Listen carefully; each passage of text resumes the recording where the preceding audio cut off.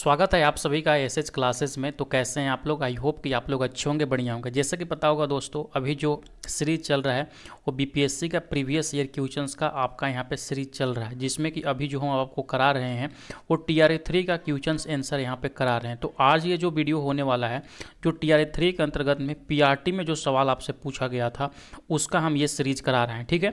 इसके बाद जैसे ही अगर कि आप चैनल पर हमारे साथ बने होंगे तो आपको पता होगा कि मैंने जो भी यहाँ पे 6 to 8 TGT और PGT जो भी जनरल पेपर से सवाल पूछे गए थे वो सब कुछ मैंने करा दिए हैं, ठीक है। अगर कि आपको उस वीडियो को देखना होगा तो जस्ट लास्ट इसके वीडियो चैनल पे जाइएगा और वहाँ से आप उसको देख सकते हैं, ठीक है।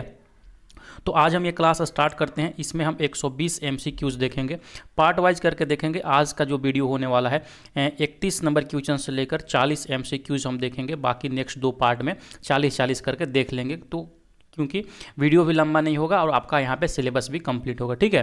तो चलिए यहाँ पे क्लास को यहाँ पे स्टार्ट करते हैं। सबसे पहले PRT के अंतर्गत में आपका एक सवाल पूछा गया था कि ज्वालामुखी क्रिया की अंतिम प्रतीक क्या है।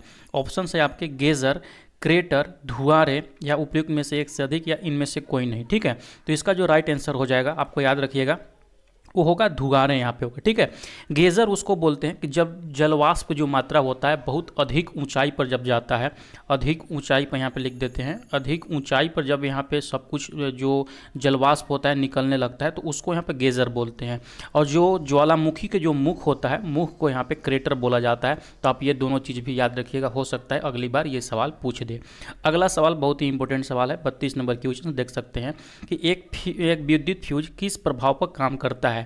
विद्युत धारा का रासायनिक प्रभाव, चुंबकीय प्रभाव, तापीय प्रभाव या उनमें से कोई नहीं या उपयुक्त में से अधिक, ठीक है। तो जो विद्युत फ्यूज होता है ना, वो विद्युत धारा के तापीय प्रभाव पर यहाँ काम करता है, ऑप्शन नंबर भी। और कभी कभी ये भी सवाल पूछ देता है कि जो विद्युत का जो फ्यूज बनता है वो फ्यूज का क्या चीज़ किस तरीका का रहता है। तो याद रखिएगा, वो जो फ्यूज होते हैं विद्युत फ्यूज, मैं यहाँ पे लिख देता हूँ अच्छे तरीके से।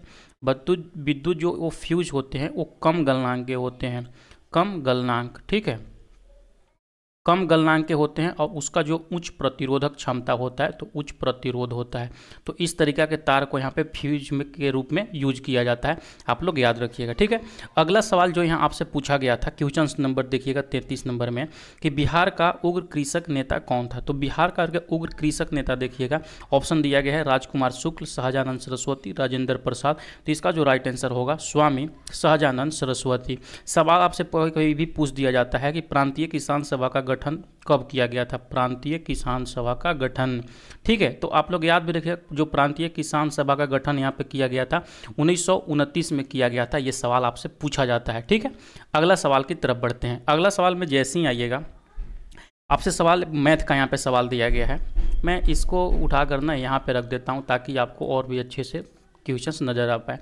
जो सवाल पूछा गया है 34 नंबर में, मैथ का सवाल है कि 29 दर्जन आम बेचने पर एक विक्रेता को 13 दर्जन आम के विक्रय मूल्य के बराबर लाभ होता है। तो लाभ प्रतिशत निकालना है। तो कितना हो रहा है यहाँ पे?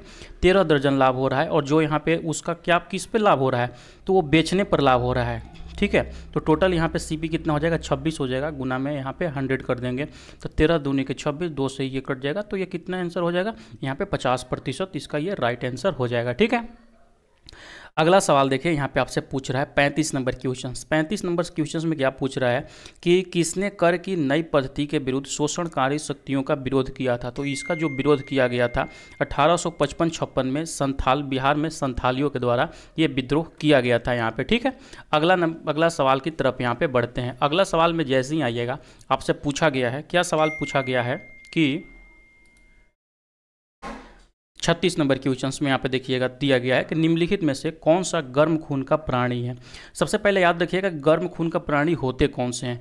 जो भी यहाँ पे गर्म खून का जो प्राणी होते हैं, याद रखिएगा, आपसे सवाल भी पूछ सकता है गर्म खून के प्राणी कौन कौन से होते हैं। तो गर्म खून के जो प्राणी होते हैं, जैसे हम लोग मानव हो गए, इंसान हो गए, बिल्ली हो गए, बिल्ली हो गया, उसके बाद कुत्ता, हिरण, ये सब जो चीज़ें हैं ना, ये सब गर्म खून के हैं, ठीक है। और जितने भी यहाँ पे व्हेल वगैरह होते हैं या कुछ मछली भी होते हैं, वो जो गर्म खून के होते हैं, ठीक है।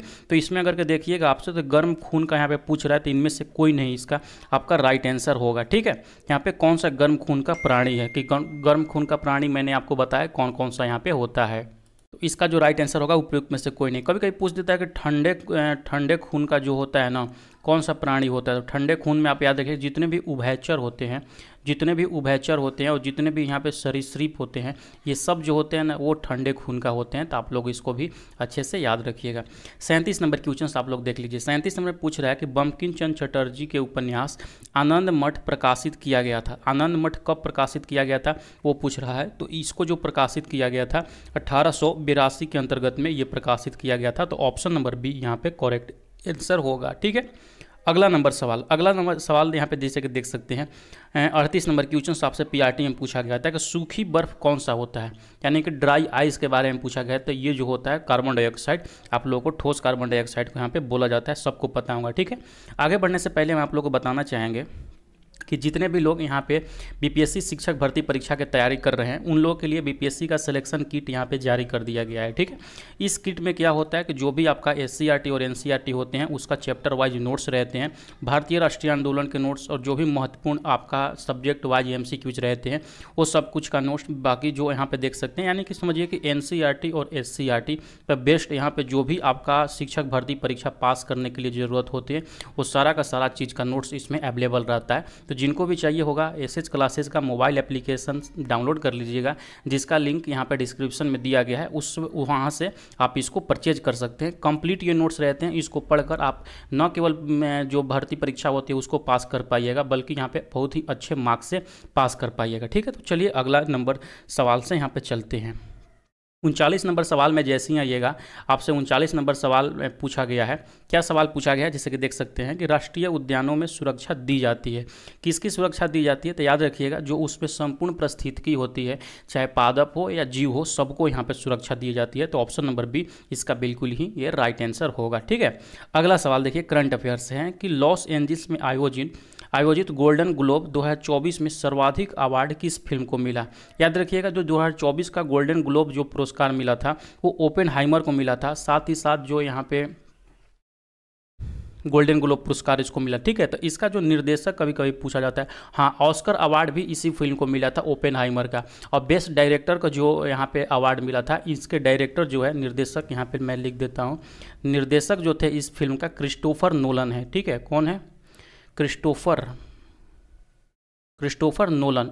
इनको जो मिला था वो बेस्ट डायरेक्टर का अवार्ड मिला था और बेस्ट जो एक्टर यानी कि जो हीरो का अवार्ड यहाँ पे मिला था इसके जो सिलियन मर्फी जो हीरो थे उनको यहाँ पे मिला था। याद रखिएगा सिलियन मर्फी। ये कुछ भी सवाल आपसे पूछ सकता है ये तीनों में से, और तीनों बहुत ही VVI है, इसलिए मैं आप लोग को यहाँ पे रिमाइंड कराते चल रहा हूँ। ठीक है, 41 नंबर क्वेश्चन की तरफ बढ़ते हैं। 41 नंबर सवाल यहाँ पे देखिए दिया गया है। क्या पूछ रहा है आपसे कि ओजोन के बारे में कौन सा तथ्य सही है? यह उच्च तरंगदैर्घ्य की विकिरणों को अवशोषित करता है। नहीं, जो ये अवशोषित करता है ये पारावैगनिक किरणों को यहाँ पे अवशोषित करता है। किस किरण को? पारावैगनिक किरण को। ठीक है, और उसके बाद देखिएगा दिया है कि यह वायुमंडल में अत्यधिक अस्थायी गैस है। अस्थायी गैस नहीं है, इसका जो है ना मौसम के अनुसार और भौगोलिक जो परिस्थितियाँ होती हैं, भौगोलिक जो क्षेत्र होते हैं अलग अलग क्षेत्र में, उसके अनुसार इसकी जो मोटाई में होते हैं ना ये अस्थिरता पाई जाती है, घट बढ़ सकता है ये। ठीक है, और ये यहाँ पे दिया गया है कि यह मध्य मंडल में पाई जाती है। नहीं, ये मध्य मंडल में नहीं, ये समताप मंडल में यहाँ पे पाई जाती है। ठीक है, समताप मंडल में ये पाई जाती है। तो देखिएगा तो इनमें से कोई भी कथन यहाँ पे सही नहीं है, इसलिए इसका जो राइट आंसर हो जाएगा उपयुक्त में से कोई नहीं इसका राइट आंसर होगा। ठीक है, अगला सवाल की तरफ बढ़ते हैं। 42 नंबर क्वेश्चन। 42 नंबर सवाल में देखिएगा आपसे पूछ रहा है कि बायोगैस का प्रमुख घटक कौन सा है? तो जो प्रमुख घटक मुख्य रूप से होते हैं वो मीथेन होते हैं। जो मीथेन का प्रतिशत होता है ना, याद रखिएगा 50 से 70% जो होता है मीथेन होता है, लेकिन इसमें कुछ ना कुछ कार्बन डाइऑक्साइड भी होता है। कभी कभी पूछ देता है कार्बन डाइऑक्साइड का भी कितना मात्रा होता है यहाँ पे, तो याद रखिएगा 25 से लेकर 45% में यहाँ पे कार्बन डाइऑक्साइड का ये मात्रा पाया जाता है। आप लोग इसको भी अच्छे से याद रखिएगा। ठीक है, 43 नंबर क्वेश्चन बहुत ही बेहतरीन सवाल है, सभी एग्जामों में ये सवाल पूछे जाने वाले सवाल है। 43 नंबर में देखिएगा दे रहा है यहाँ पे कि ग्रीनविच मध्य समय GMT से भारतीय मानक समय IST जो है कितना आगे है? आपको पता होगा ये जो है यहाँ पे 5.5 घंटे आगे रहते हैं वो जो जीएमटी का निर्धारण होता है वो जो स्थित है, पहले इसको देख लीजिए, 82.5 डिग्री ईस्ट में यहाँ पे स्थित है भारत का जो मीन टाइम है, ठीक है। और ये जो कहाँ से निर्धारण होता है, यो यूपी के नैनी से होता है, जो मिर्ज़ापुर में पड़ता है। आप लोग इसको भी अच्छे से याद रखिएगा, ठीक है। अगला यहाँ पे 44 नंबर क्वेश्चन की तरफ बढ़ते हैं। 44 नंबर सवाल में पूछ रहा है कि पर्वतीय क्षेत्रों में पक्षियों के आधिकारिक प्रजातियाँ किस जंगल में निवास करती है। तो ये जो यहाँ पे जो पक्षी है वो निवास करती है, वो चीड़ के जंगल में निवास करती है। चीड़ के जंगल में निवास करने का कारण है जो वहाँ पे पेड़ पौधे होते हैं बहुत ही ऊंचे होते हैं, और जो जंगल झाड़ियाँ होती हैं वो विरल तरीका के होते हैं, ठीक है। तो इसके वजह से जो उन लोग का भोजन और जो घोंसला बनाना जो होता है वो आसान हो जाता है। इसीलिए जो चीड़ के जंगल में जो ये पर्वतीय क्षेत्र की पक्षियाँ होती हैं वहाँ पे निवास करती है। आप लोग इसको याद रखिएगा, ठीक है। 45 नंबर क्वेश्चन की तरफ बढ़ते हैं। 45 नंबर क्वेश्चन देखिए, पूछ रहे हैं आपसे कि 22 अप्रैल को मनाए जाने वाले पृथ्वी दिवस का संबंध क्या है। द्वितीय विश्व युद्ध का अंत दिवस, बिल्कुल भी नहीं। या तो यहाँ पे देखिएगा दिया गया है कि पृथ्वी ग्रह पर नाभिकीय हथियारों का उपयोग का प्रतिबंध नहीं। वातावरण के संबंध में जागरूकता, तो बिल्कुल ही यहाँ पे राइट आंसर है। सबसे पहला जो यहाँ पे पृथ्वी दिवस मनाया गया था, याद रखिएगा, वो मनाया गया था 22 अप्रैल को, ठीक है। 22 अप्रैल 1970 में ये चीज़ मनाया गया था सबसे पहली बार, और उसी समय से अभी तक चलते आ रहा है, ठीक है। कब? 1970 ईस्वी में। याद रखिएगा जो 2024 का इसका थीम है प्लानेट वर्सेस, यहाँ पे प्लानेट वर्सेस प्लास्टिक है, तो यहाँ पे लिख लीजिएगा प्लानेट वर्सेस प्लास्टिक, ठीक है। तो ये जो थीम है ना, ये 2024 का थीम है। अगर 24 में कोई भी एग्जाम्स देते हैं तो हो सकता है आपसे सवाल ये पूछ दे, ठीक है। अगला सवाल की तरफ बढ़ते हैं। 46 नंबर सवाल यहाँ से है दिया गया है कि निम्नलिखित में से कौन सा एक भूकंप गंभीर और विध्वंसकारी है। जैसे कि भूकंप के प्रकार जब आप एनसीईआरटी में पढ़िएगा तो वहाँ पे बहुत ही बेहतरीन तरीका से दिया गया है।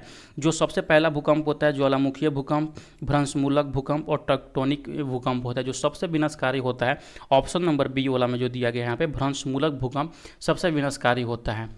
इसका जो होने का मुख्य कारण है जब पृथ्वी के निचली सतह पर जो टेक्टोनिक प्लेट्स होते हैं वो आपस में टकराती है, तब ये जाके भूकंप यहाँ पे उत्पन्न होता है। आप लोग याद रखिएगा, ठीक है। 47 नंबर क्वेश्चन की तरफ बढ़ते हैं। 47 नंबर क्वेश्चन में जैसे ही आइएगा, पूछ रहा है सवाल आपसे कि प्रथम गोलमेज सम्मेलन के समय भारत का गवर्नर जनरल कौन था। तो उस समय अगर गवर्नर जनरल देखिएगा तो लॉर्ड इरविन यहाँ पे गवर्नर जनरल थे, आप लोग याद रखिएगा। और जो प्रथम गोलमेज सम्मेलन कब हुआ था, तो नवंबर 1930 से लेकर में यहाँ पे जनवरी 1931 के बीच में यहाँ पे ये प्रथम गोलमेज सम्मेलन हुआ था। सबसे महत्वपूर्ण बात कभी कभी इसका पूछ देता है कि अध्यक्षता किसने किया था, ठीक है। तो आप लोग इसको भी याद रखिएगा, जो इसका अध्यक्षता किए थे रामसे मैकडोनाल्ड, ठीक है। ये जो थे इसका ये अध्यक्षता किए हुए थे, तो आप लोग याद रखिएगा, ठीक है। अगला सवाल देखिए, यहाँ बहुत ही बेहतरीन सवाल पूछा गया है आपसे, गणित का सवाल पूछा गया है कि 5 अंकों की छोटी से छोटी संख्या ज्ञात कीजिए जिसको 15, 30, 38, 40 से विभाजित करने पर सदैव 2 यहाँ पे रिमाइंडर बचता है, ठीक है। मैथ अगर कि आप लोगों को आता होगा तो नॉर्मली ये सवाल है, ये बना लीजिएगा। खैर मैं यहाँ पे आपको बताऊंगा। तो अब पहले सबसे देखिए कि सबसे छोटी 5 अंकों की संख्या कौन सा होता है। वो संख्या हो जाता है आपका, छोटी संख्या के लिए क्या करते हैं, 1 लिखकर बाकी जितने भी चीज़ें हैं वहाँ पे उतना 0 बैठा देते हैं। तो यहाँ पे 5 अंक के पूछ रहा है, तो 1, 2, 3, 4, 5 अंक के सबसे छोटी संख्या हो गया, ठीक है। बाकी अगर देखिएगा इससे विभाजित करना है तो सबसे पहले देखते हैं इससे विभाजित सबसे छोटी संख्या कौन सा है। उसके लिए हम इस सब का यहाँ पे एलसीएम निकालेंगे। तो एलसीएम कैसे निकलेगा, 5 तिहाई 15 दूनी के 30 और 19 दूनी के 38 और यहाँ पे 40 है, तो 5 दूनी के 10, लास्ट में हम करेंगे यहाँ पे चौक 40, ठीक है। तो एलसीएम हमारा जो आ जाएगा 120 गुना में 19 ये हो जाएगा, ठीक है। तो टोटल यहाँ पे देखिएगा तो ये जो हो जाएगा 2280 जो होगा इसका एलसीएम होगा। तो पूछ रहा है यहाँ पे 2 रिमाइंडर बचने के लिए, तो 2280 में कौन सी संख्या से हम गुना करेंगे, और यहाँ पे अगर हम 2 जोड़ देते हैं तो ये जो संख्या होगी वो आपका जो ये बोल रहा है कि प्रत्येक सदैव 2 शेष बचेगा, तो यहाँ पे करने पर 2 शेष बचेगा। तो आपको देखना है कि के का कैसा मान रखे कि जो कि यहाँ पे 10,000 के नियर अबाउट रहे, ठीक है। तो अगर यहाँ पे के जगह पर देख हम 5 रखते हैं तो टोटल जो आपका यहाँ पे आंसर आएगा 41, 40, 400 प्लस में यहाँ पे 2 आएगा। अगर हम इसको जोड़ते हैं तो 11, 402 इसका बिल्कुल यहाँ पे राइट आंसर आपका होगा। तो देखिएगा तो ऑप्शन नंबर बी में ये चीज़ दिया गया है, ठीक है। नेक्स्ट सवाल की तरफ बढ़ते हैं। अगला सवाल 49 नंबर सवाल आपसे पूछ रहा है कि शांति घाटी साइलेंट वैली किस राज्य में स्थित है। आपको पता होगा जो साइलेंट वैली यहाँ पे भारत के दक्षिणतम राज्य केरला में स्थित है। ऑप्शन नंबर है इसका करेक्ट आंसर होगा, ठीक है। अगला सवाल है 50 नंबर क्वेश्चन। 50 नंबर में पूछ रहा है क्वेश्चन में कि अम्लीय वर्षा के लिए प्रदूषक है। सबसे पहले याद रखिएगा अम्लीय वर्षा किसको कहते हैं। अगर के किसी भी वर्षा का जब पीएच मान 5.6 या नीचे हो जाता है उससे, ठीक है, तो उसको अम्लीय वर्षा के नाम से जाना जाता है। इसका जो मुख्य रूप से यहाँ पे जो सम्मिलित घटक है उसमें कार्बन डाइसल्फाइड और नाइट्रस ऑक्साइड यहाँ पे है, ठीक है। तो आप ये दोनों अच्छे से याद रखिएगा। ऑप्शन में देखिएगा तो एक आपका SO2 का दिया गया है, तो SO2 इसका राइट आंसर होगा, ठीक है। नेक्स्ट सवाल की तरफ बढ़ते हैं। 51 नंबर क्वेश्चन। 51 नंबर क्वेश्चन पूछ रहा है कि संघ एकाइनोडर्मेटा के लिए कौन सा सत्य है। जो याद रखिएगा एकाइनोडर्मेटा का जो संघ होता है ना, उसमें जो भी समुद्री जो जीव होते हैं, समुद्री और कशेरुकी जीव, ठीक है, तो ये जो जीव होते हैं ना एकाइनोडर्मेटा के अंतर्गत में आते हैं। तो यहाँ पर देख लीजिएगा कि एक त्रिस्तरीय जो सिलोनमोही गुहा होती है ये भी आता है। विशिष्ट जल संवाहक नाल यानी कि जल से संबंधित है ये भी आएगा। विशेष रूप से मुक्त जीवी समुद्री जंतु ही एकाइनोडर्मेटा के अंतर्गत में आते हैं। तो इसका जो राइट आंसर हो जाएगा उपयुक्त में से एक से अधिक, ऑप्शन नंबर डी इसका यहाँ पर राइट आंसर हो जाएगा, ठीक है। अब 52 नंबर सवाल में देखते हैं। 52 नंबर सवाल जैसे ही आइएगा इसमें पूछ रहा है कि निम्न में से कौन सा नवीकरणीय ऊर्जा का स्रोत है। नवीकरणीय मतलब आपको पता होगा जो यहाँ पे क्या कहते हैं उसको, जो कभी खत्म ना हो, यानी कि उसको रिन्यूएबल एनर्जी बार बार हम उसको यूज कर सकते हैं, खत्म नहीं होगा, ठीक है। ले यहाँ पे पूछ रहा है कौन सा स्रोत है, लेकिन कोयला तो यहाँ पे खत्म होगा, नाभिकीय ईंधन भी खत्म होगा और पेट्रोलियम भी खत्म होगा। तो यहाँ उपयुक्त में से कोई नहीं, इसका राइट आंसर हो जाएगा, ठीक है।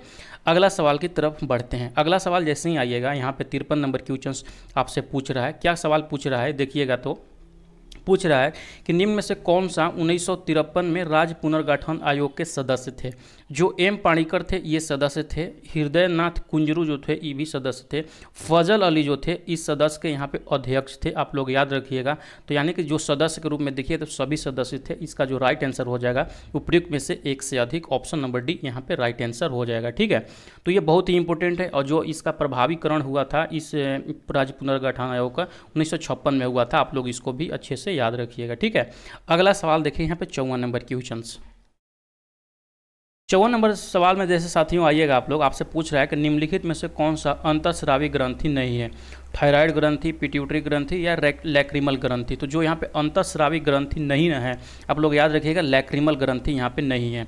अंतःस्रावी ग्रंथि उसको ग्रंथि बोलते हैं कि जो अपने उत्पाद या हार्मोन को सीधे यहाँ पे ब्लड में डोनेट करते हैं, ब्लड में छोड़ते हैं, और जो मतलब हार्मोन उससे निकलते हैं डायरेक्ट जाकर वो सम्मिलित ब्लड में होते हैं, उनको अंतःस्रावी ग्रंथि बोलते हैं। जैसे कि यहाँ पर देख सकते हैं अंतःस्रावी ग्रंथि के कुछ उदाहरण जो है, जो थायराइड ग्रंथि है वो अंतःस्रावी ग्रंथि होती है, पिट्यूटरी ग्रंथि जो होती है वो भी अंतःस्रावी ग्रंथि होती है, हाइपोथैलेमस जो ग्रंथि होती है वो भी आपका यहाँ पे अंतःस्रावी ग्रंथि होती है। तो ये सारा चीज़ आप लोग याद रखिएगा, कभी हो सकता है इसके बदले में वो सवाल आपसे पूछ दे, ठीक है।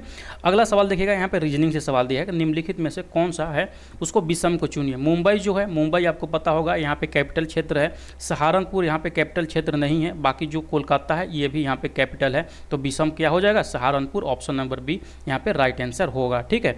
अगला सवाल देखिएगा 56 नंबर सवाल में आपका रीजनिंग का सवाल दिया गया। क्या दिया गया है, अगर मैं यहाँ पे बनाता हूँ आपको, एन जो है एम का भाई है, एन क्या है, एम का भाई है, ठीक है। एम का यहाँ पे ये भाई है। के जो है एम की बहन है, के क्या है, एम की बहन है, ठीक है। पी जो है ओ का भाई है, ओ जो है एन की बेटी है, एन की बेटी ओ, ठीक है। और जो यहाँ पे पी बोल रहा है ओ का भाई है, ये यहाँ पे पी जो है ये भाई है। तो पूछ रहा है पी का चाचा कौन है।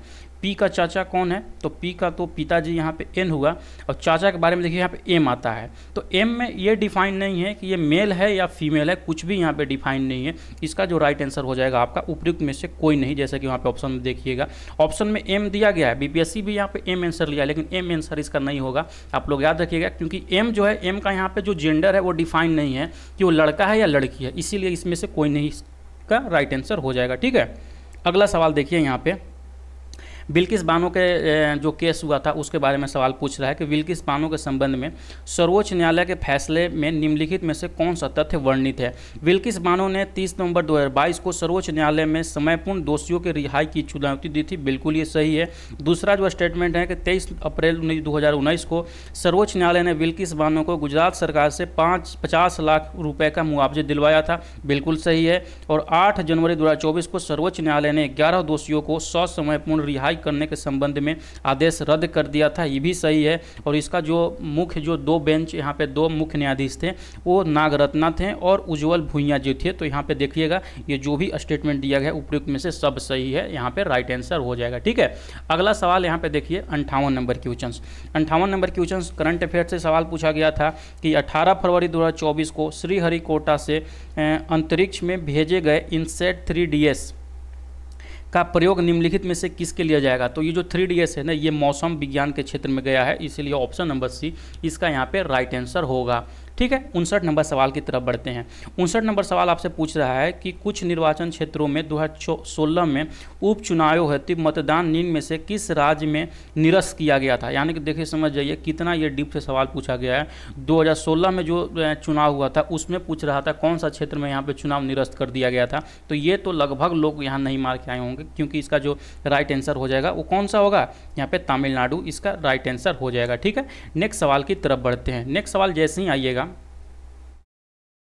नेक्स्ट सवाल में दोस्तों यहाँ पे जैसे ही आइएगा आपसे पूछ रहा है 60 नंबर क्वेश्चंस कि पृथ्वी एवं सूर्य के बीच में अधिकतम दूरी कब होती है। ठीक है, तो याद रखिएगा एक पूछता है आपका यहाँ पे अधिकतम दूरी और एक जो पूछता है आपका पूछता है कि न्यूनतम दूरी। ये दोनों जो सवाल है ना कभी कभी बहुत ही बार यहाँ पूछ देता है। तो याद रखिएगा जो अधिकतम दूरी होता है ये 4 जुलाई को यहाँ पे होता है और जो न्यूनतम दूरी होता है वो 3 जनवरी को यहाँ पे होता है। ठीक है, और जो अधिकतम दूरी जो होता है उसको यहाँ पे अपहेलियन बोला जाता है।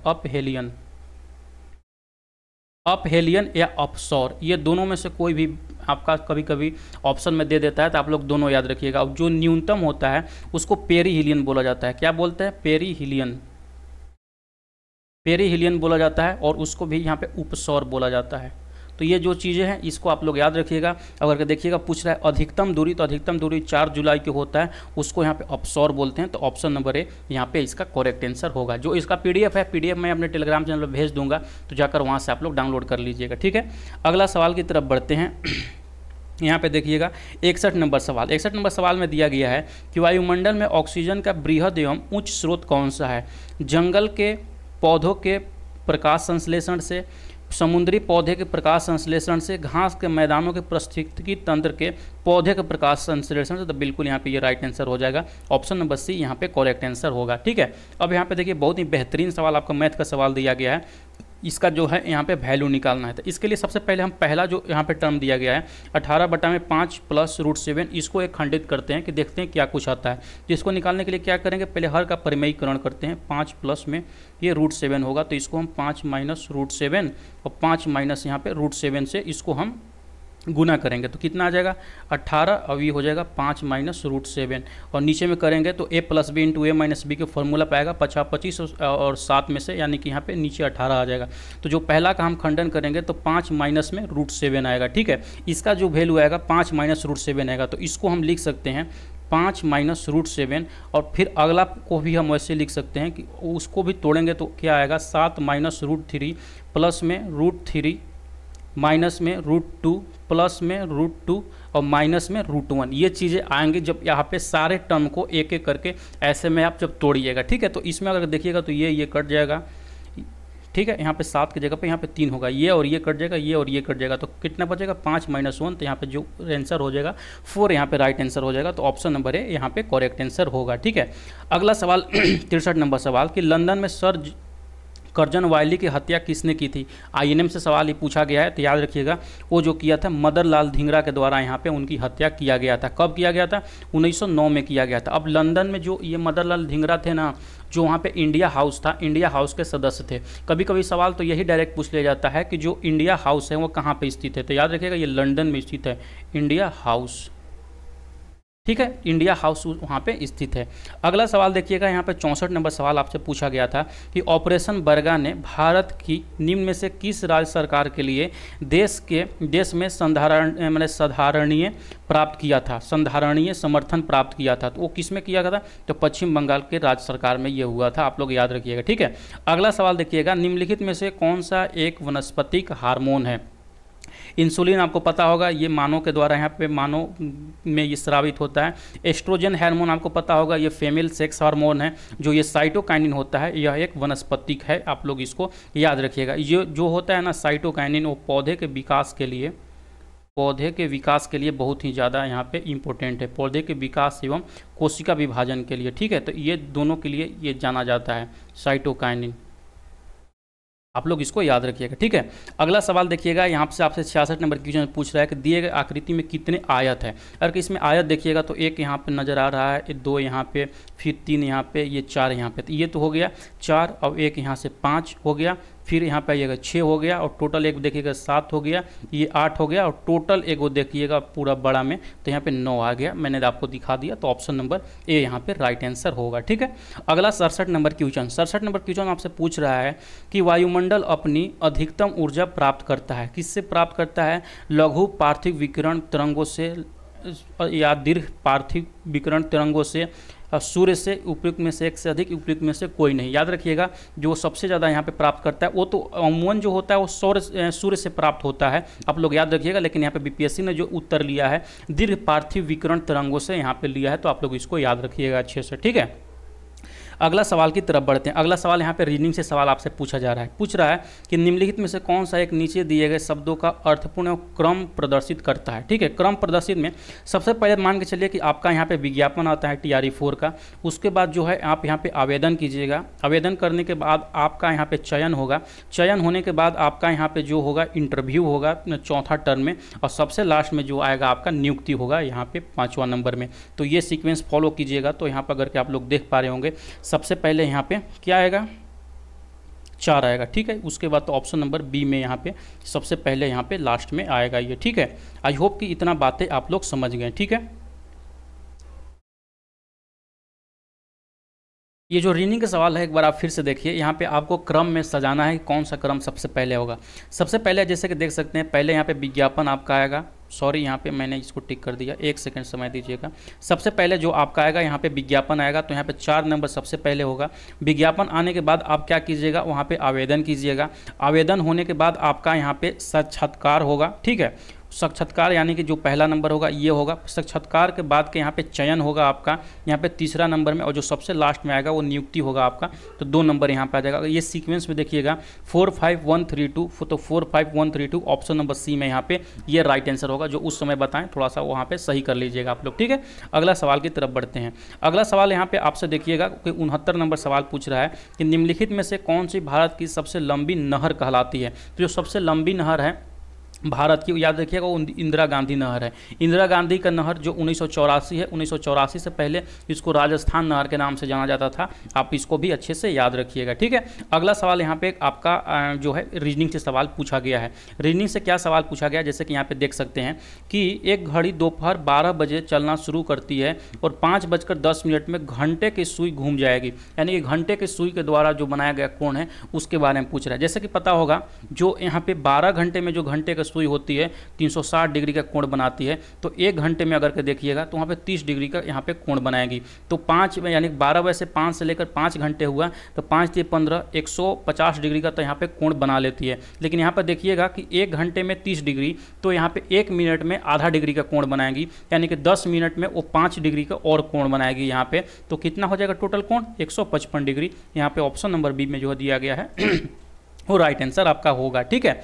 अगला सवाल की तरफ से बढ़ने से पहले मैं नेक्स्ट जो पार्ट 2 आगा, क्योंकि इसमें मैंने कराने लगूँ टोटल का टोटल 120 सवाल, सबको डिस्कशन के साथ में 3 घंटे से ज़्यादा बन जाएंगे यहाँ पे। तो इसका जो हम 71 से लेकर जो 40 और नेक्स्ट सवाल होंगे कभी नेक्स्ट वीडियो में आपको करा देंगे। कैसा लगा सेशन? आप जरूर से जरूर वीडियो को लाइक कर दीजिएगा और टेलीग्राम से जुड़ जाइए, वहाँ पर मैं PDF आपका शेयर कर दूँगा। Bye bye.